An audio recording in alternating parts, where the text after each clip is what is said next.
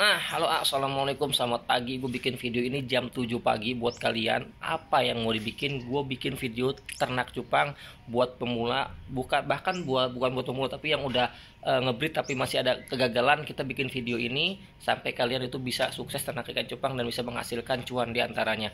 Nah, gue bikin video ini requestan juga buat kalian. Sebenarnya gue bikin video ini udah dari 2 tahun yang lalu. Kalau kalian pengen tahu judulnya, ini judulnya 10 menit sukses ternak ikan cupang. Nah, tapi kalau misalnya kalian gak mau scroll, gue bikin lagi yang baru. Terus kalau kalian pengen cari ikan cupang yang harganya mulai 50.000, tapi kualitas settingan indukan mantap-mantap, ajib-ajib, kalian langsung follow Instagram kita di calon_cuan. Nah, jangan lupa follow TikTok kita ya. Langsung kita ke videonya ya. Nah, ini kondisi pagi jam 7 ya. Jadi sore kemarin kita melakukan penjodohan dan juga pemilihan indukan. Sekarang pagi jam 7 kita langsung penggabungan. Jadi nggak gue videoin.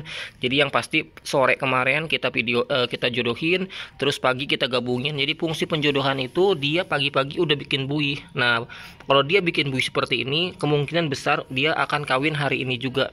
Jadi lebih cepat untuk perkawinan pakai penjodohan. Nah, dia juga udah mendekati sarang.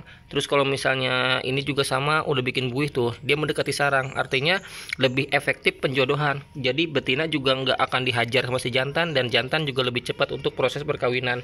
Jadi untuk ikan cupang pada saat mau kawin ditutup. Jangan diliatin, karena ikan cupang itu sifatnya seperti pemalu kalau misalnya dia kawin. Jadi jangan sampai diliatin atau harus tertutup, karena kalau misalnya ditutup dia menghindari stres, dan ketika ikan cupang kawin jangan diliatin, nanti dia bisa stres. Kalau dia stres dia tidak mau kawin. Jadi penting banget buat kalian yang baru pemula ngebreed, jangan sering diliatin. Nah, diliatinnya gimana cara udah kawin? Nanti sore, sekarang jam 7 kita lihat lagi nanti jam 5 sore udah kawin atau belum. Kalau misalnya dia belum kawin, jangan diangkat. Kalau misalnya udah kawin, diangkat female-nya, jantannya biarin jaga telur, dikasih makan cacing sutra. Jadi biar cacing sutra itu kasih agak banyak sampai si jantan itu bisa menjaga burayak sampai netes atau sampai 5 hari. Jadi kasih cacingnya agak banyak kan, jadi nggak perlu ngasih makan ngasih makan jantan yang lagi jaga telur setiap hari. Jadi cukup 1 kali pengangkatan betina langsung kasih makan cacing sutra, itu cukup buat 1 mingguan lah. Nah, ini indukan yang udah selesai kawin. Ada barongsai, ada Nemo multi, ini ada Galaxy multicolor sampai ke sana. Ini yang kemarin kawin massal. Jadi buat kalian, kita lanjut ke proses selanjutnya. Nah, langkah selanjutnya setelah burayak udah bisa berenang bebas atau sudah menetas, cirinya itu kalau misalnya siap dipindah ke pembesaran, dia sudah berenang bebas atau menjauh dari sarang buihnya. Tapi kalau misalnya dia masih di sarang, artinya dia belum bisa kita pindah ke pembesaran karena belum bisa berenang bebas. Tapi kalau udah menjauh seperti ini, artinya dia udah siap untuk kita pindah ke pembesaran. Nah, kuncinya sebelum kita pindah ke media pembesaran, 1 hari sebelum kita tuang, kita udah siapkan air di media pembesaran. Mau pakai bak kulkas atau mau media terpal atau mau pakai bak seperti ini nggak masalah. Nah, kuncinya sebelum kita tuang seperti ini ke media pembesaran, kita endapkan 1 hari sebelumnya sebelum penuangan. Agar apa? Agar pH-nya stabil dan juga ikan tidak kaget dengan air baru. Dan pada kuncinya ketika burayak siap ditebar, kita pakai daun pisang. Daun pisang ini fungsinya apa?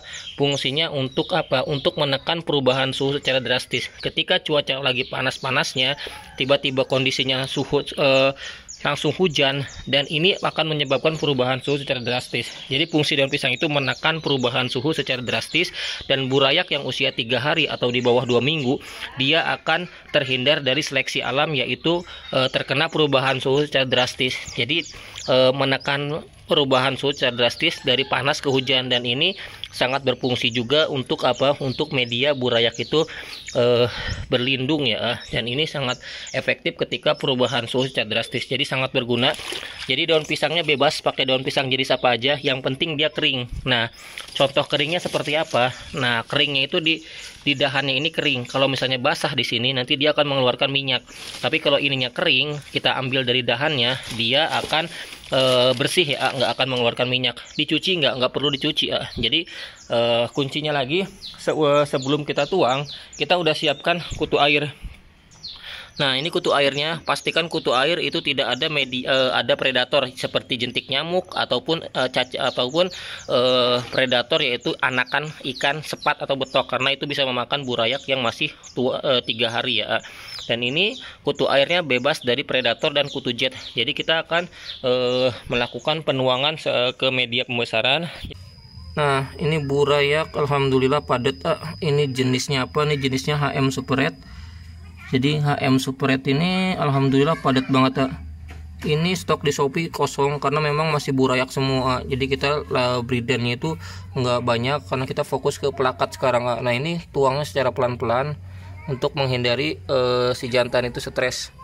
Dan ini kalau bisa kalian lihat, ini alhamdulillah kemungkinan ada sekitar 700 ekoran ya, karena banyak banget ini. Nah, ini kondisi burayak yang udah kita pindah ke pembesaran ya. Jadi setelah aklimasi dan juga sudah ada kutu air di sini sebelum penuangan, kutu airnya akan pecah-pecah jadi kecil besoknya ya. Dan ini yang kecil-kecil akan dimakan sama burayak cupang yang usianya di bawah yang usianya baru 3 hari. Nah, kita lihat ya, ini ada burayak cupang yang usianya baru 3 hari. Nah, ini kelihatan dia 3 hari belum bisa makan kutu air karena masih ada cadangan makanan di kantung perutnya. Nanti dia makan di hari keempat. Jadi hari keempat dia bisa makan udah ada kutu air yang kecil-kecil yang sudah kita tebar.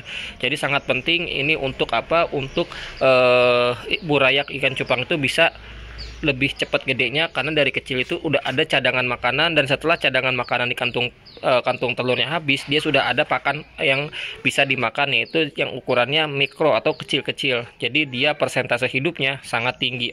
Dan ini burayak yang udah usia 3 hari. Kita pindah ke sana. Ada burayak yang udah usianya hampir 2 minggu atau bisa dibilang usianya itu 13 hari ya setelah penebaran. Jadi kita punya sampai usia 1 bulan. Nah, ini usia burayak yang udah usianya 13 hari.